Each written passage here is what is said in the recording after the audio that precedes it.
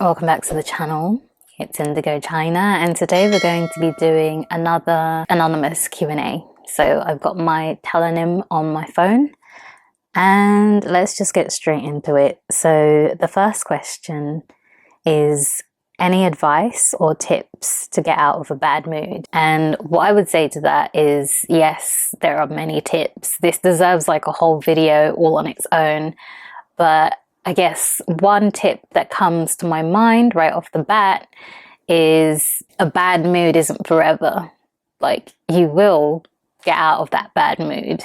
And I'm talking about your bog standard bad mood that's triggered by something that you deemed negative or unpleasant. I'm not talking about depression or clinical depression or anything associated with serious mental health conditions. That's another ballpark. But I think a good piece of advice for getting out of a bad mood is just knowing that it won't last forever. And don't resist it either, because the more you resist something, the more it persists, literally.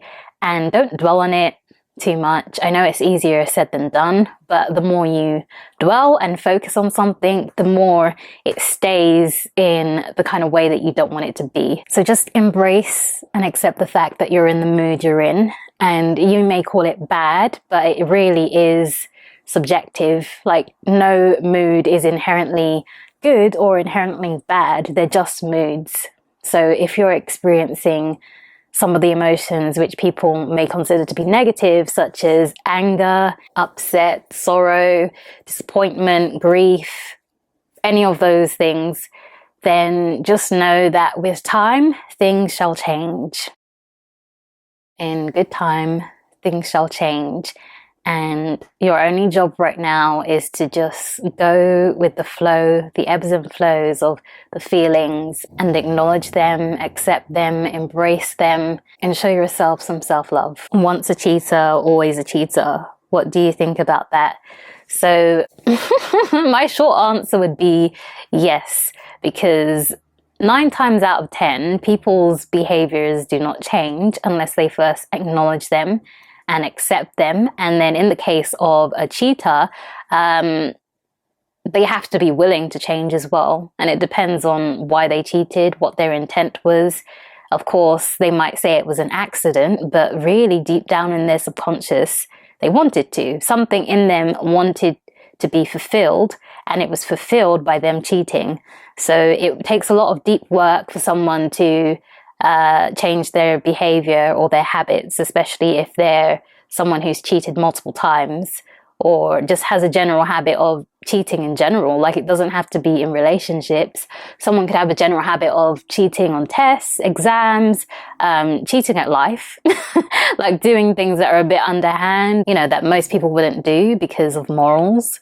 So it really depends on the person. But I would say that most people in this society that we live in, their habits will remain the same, because even if they, on the surface, have improved in one area, they might not have genuinely improved because that habit or that issue that they were having with cheating is just moved over to another area of their life. So they might start to notice another negative habit crop up, and they might think it's completely different, but it shares the same root of the cheating habit. So yeah, it's a mixed bag with this one. It depends on the person, but I would say most times out of 10, a cheater is just a cheater, you know? It's kind of like those situations where 2 people are in a relationship and they both cheat on their partner with each other, and then they leave their partners and then they get together in a relationship, and you kind of think, well, aren't either of you worried about the other cheating? Because you both literally just did it to your partners.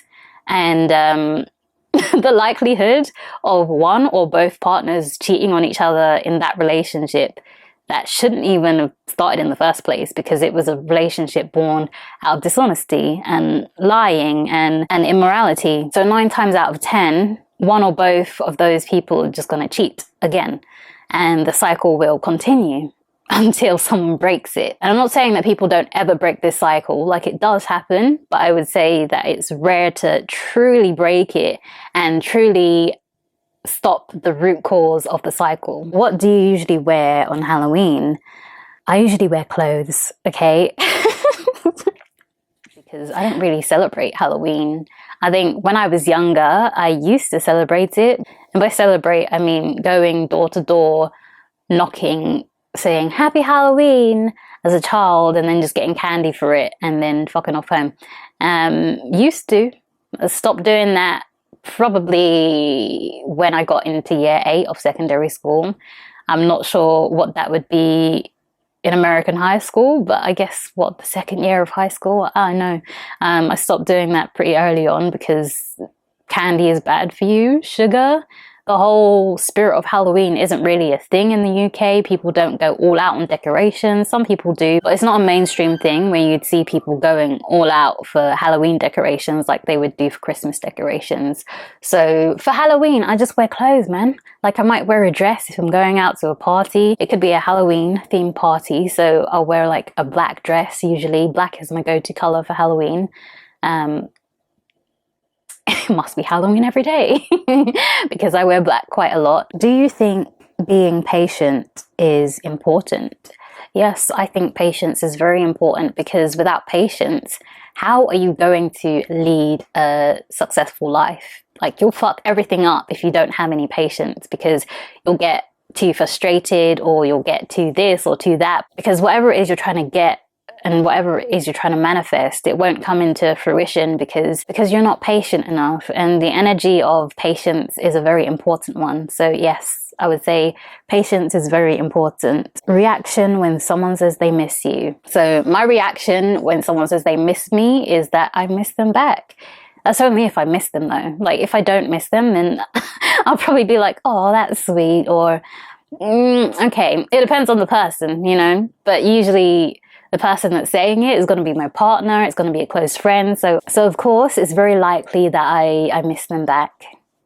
And I'll send them like a little heart emoji or a GIF that's like, oh, I miss you too. Are you afraid of dating? Why? Like this question literally has the letter Y. Okay. I'm not taking the piss out of whoever wrote this question, but it was just funny to me. But am I afraid of dating? No. Dating, not really for me. I don't consider myself to go on dates with people. I call them hangouts because I'm just getting to know the person. And the only time I would consider something a date is when it's romantic and when there are romantic feelings between both of us. So if someone has romantic feelings for me and we hang out, they might think it's a date, but I will just see it as a hangout. So to me, that's not a date. But yeah, I don't really go on dates. Like they could be seen as dates, but I view them as hangouts. I don't really feel that romantic attraction to anyone except for my partner. And whether or not the other person likes me, I don't mind, you know.